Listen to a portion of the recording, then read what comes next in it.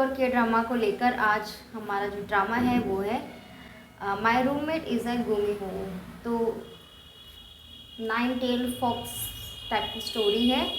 तो गुमियो होता है 999 ईयर्स जी चुका होता है, मतलब उसकी पूरी लाइफ टाइम होती है। तो उसके ये होता है कि गुमियो 1000 ईयर तक जो जी लेगा, उस 1000 ईयर के लाइफ स्पेन में अगर वो ह्यूमन बनने में इम्पॉसिबल रहे होंगे तो वो इस अर्थ से डिसअपियर हो जाएंगे, गायब हो जाएंगे। पहला ये। और कुछ ऐसे होते हैं जो मतलब गायब होने के बाद कुछ एक वैसे नेगेटिव पर्सन में कन्वर्ट हो जाते हैं, जैसे लाइक जैसे ना स्केरी घोस्ट वगैरह होते तो इंसानों के पीछे लग जाते हैं। तो इस तरह से है। तो जो गुमियो है उनके पास क्या होता है, एक बीड होता है उनकी बॉडी के इंसाइड जो कि रेड कलर का है, मतलब वो गुमियो हो। तो उस बीड को ब्लू टर्न होना होता है। अगर वो ब्लू ब्लू होता जाए, जितना ज़्यादा ब्लू होता जा रहा है उसका मतलब ये है कि वो उतना ज़्यादा ह्यूमन बनने की तरफ जा रहे हैं। तो इस गुमियो जिनका नाम है शिनुयो, इनका जो बीड है वो है रेड कलर का। तो ये तलाश में कि कैसे उनका जो बीड है वो ब्लू हो। तो एक्सीडेंटली वो एक जगह पे होते हैं, एक्सीडेंटली एक लड़की से एक्सीडेंट होता है। तो उनका जो बीड है वो ऑटोमेटिकली ट्रांसफर हो जाता है उस लड़की के अंदर, उसकी लड़की की बॉडी के अंदर चला जाता है। तो अब वो सोचता है कि इस बीड को मैं वापस लूँ। उसको एक्चुअली पता होता है कि इसको अपना बीड वापस कैसे लेना है, बट जैसे ही वो बीड उस लड़की के अंदर जाता है उसको लगता है कि ऐसे उसका बीड थोड़ा सा ब्लू हुआ है, तो वो अपना उसका बीड अपने अपने उसके अंदर वापस रहने देता है। और जो बीड है वो ह्यूमन बॉडी के अंदर 1 साल तक रह सकता है। ह्यूमन बॉडी की जो एनर्जी है वो ले रहा है। तो 1 साल के बाद नहीं रह सकता, ऐसा वो एक्सप्लेन करते हैं। लेकिन वो उस लड़की को नहीं बताता। उस लड़की को बोलता है कि मैं कोई ना कोई तरीका निकालूंगा। लड़की को बहुत टाइम लगता है ये बिलीव करने में कि एक्चुअल में गुमियो है। फिर वो उस लड़की को कन्विंस करता है कि तुम मेरे साथ मेरे घर में रहो, क्योंकि वो किसी ऐसे व्यक्ति को टच नहीं कर सकती जो टाइगर की ईयर में पैदा हुआ हो। क्योंकि जब वो उस लड़की को टच करेगा वो पर्सन, तो उसकी पूरी बॉडी में दर्द होगा और वो दर्द से गुमियो के टच से ही जा सकता है। तो वो हाँ कर देती कि हाँ मैं तुम्हारे साथ घर में रहूँगी। तो धीरे धीरे वो थोड़ा सा कंफर्टेबल होने लगती है। गुमियो ऐसा होता है, उसका बिहेवियर दिखाई देता है।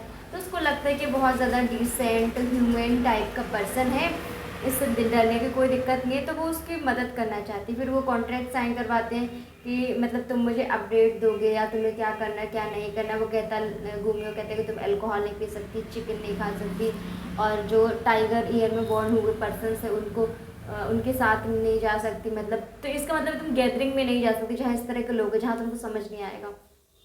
तो इस तरह से धीरे धीरे उनका टाइम साथ में बीतता है।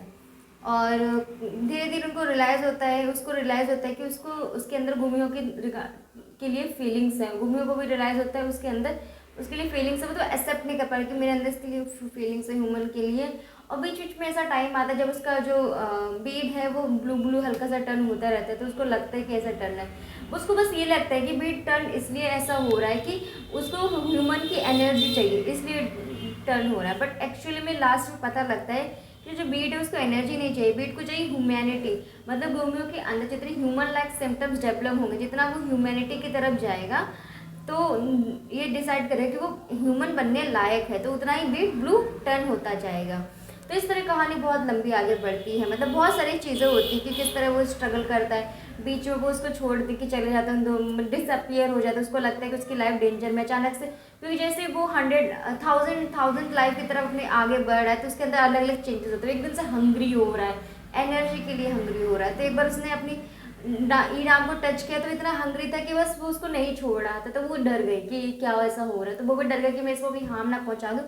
तो वो अचानक से एक प्लेस वो वहाँ ले जाते हैं। वो वहाँ विश मांगती कि मैं हमेशा गुमियो के साथ रहूँ, और वहाँ पे वो चला जाता है, अपना बीड वापस ले लेता है और उसकी मेमोरीज इरेज कर देता है। उसकी मेमोरी वो इरेज कर देता है, मतलब हटा देता है उसकी, लेकिन उसकी मेमोरीज नहीं इरेज हुई होती है। सारी की सारी मेमोरीज उसको याद होता है, सब कुछ उसका रिमेंबर होता है।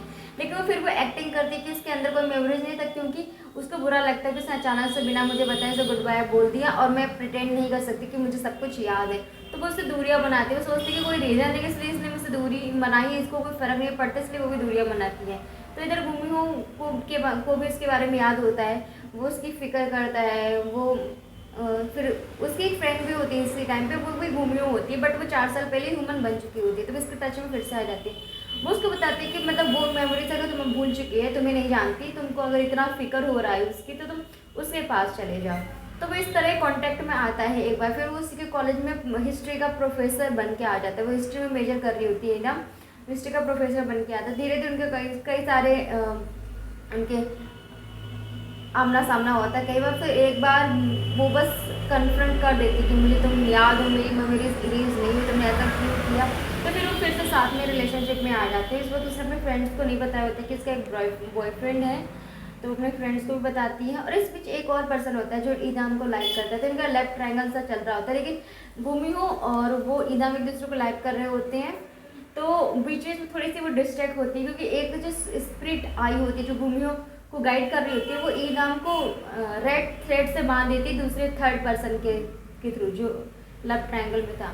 तो उन दोनों के बीच कई सारे आमने सामने हुए रहते हैं। तो ईदाम कहती है नहीं, मैं अपनी डेस्टिनी खुद बनाऊंगी, मैं उसको पसंद करती हूँ तो मैं उसी के पास रहूँगी, मैं इसको चेंज करूँगी। तो वो अपने अंदर इतनी ज़्यादा उसके अंदर आ जाती है कि वो उसको पसंद करती है गुमियो को। तो उसका वहाँ से जो रेड थ्रेड है वो कट हो जाता है। फिर एंडिंग में आते आते उसका जो बीड है उसके अंदर बहुत ज़्यादा ब्लू होने लगता है, कि भाई कम्प्लीटली ब्लू नहीं हुआ है, 90% ब्लू हुआ है, तो थोड़ा सा बचा है। फिर धीरे धीरे वो चेंज, वो ईदाम को बताना चाहता है कि थोड़े उसके अंदर सिम्टम्स आ रहे कि उसका मैजिक काम करना बंद कर रहा है, और उसको थोड़ा अजीब अजीब से जो भी सिम्टम्स आ रहे हैं, तो उसको लगता है कि ये सिम्टम्स ह्यूमन बनने वाले हैं। तो उसको बताना चाहता है। जैसे ही उसको बताने वाला होता है तो वो देखता है अपने आप को शीशे में डिसअपेयर होते हुए, तो उसको नहीं बता पाता। उसको लगता है कि मतलब इसलिए कि वो गायब होने वाला है। फिर वो उसकी बहुत केयर करता है, जितना टाइम बचा उसके साथ रहता है, उसको फिर गुड बाय कर देता है, उसके भाई के यहाँ छोड़ देता है। लेकिन ईराम को पता लग जाता है उसकी वो डिसअपेयर होने वाला, वहाँ आती है और वो ईराम को सेव करते करते अब खुद ही ट्रक के आगे एक्सीडेंट में वो गायब हो जाता है। फिर वहाँ से मतलब डिसअपियर हो जाता है। फिर ईराम उसका वेट करती है, काफ़ी टाइम तक वेट करती है। फिर वो कहीं एक प्लेस पे होता है, ब्लैक सा होता है, रूम होता है, कुछ होता है, तो वहाँ ईराम की वो आवाज़ सुनता है कि वो रो रही है। तो फिर पता लगता है कि अगर इतने साल के टाइम पे तुम मतलब ह्यूमन बनना सीख गए, तुमने सेक्रीफाइस करना सीख लिया, तुम्हें सारे ह्यूमन की फीलिंग्स तुम्हारे अंदर डेवलप हो गई, और इस वक्त कोई ऐसा ह्यूमन है ह्यूमन की दुनिया में जो चाहता है कि तुम जिंदा हो और जो तुम्हारा इंतज़ार कर रहा है, तो अगर ये सब क्वालिटीज़ हैं तो तुम वापस से ह्यूमन बन के आ जाओगे। तो ये सब क्वालिटीज़ के पास थी। ईराम उसका वेट करे तो वापस से वो ह्यूमन बन के आ जाते हैं। ह्यूमन बनने के बाद बहुत सारी फीलिंग्स उसके अंदर आती है, वो हंगर फील करता है, तो वो बहुत सारे फूड स्टॉल्स पे जाता है। तो इस तरह कहानी हैप्पी एंडिंग पे एंड होती है। तो दिस इज़ हाईली रिकमेंडेड। बहुत ज़्यादा चीज़ी ड्रामा नहीं है कि दूसरे टिपिकल रोमांटिक ड्रामा की तरह, एकदम से डिसेंट है, नॉन टॉक्सिक है और क्यूट है।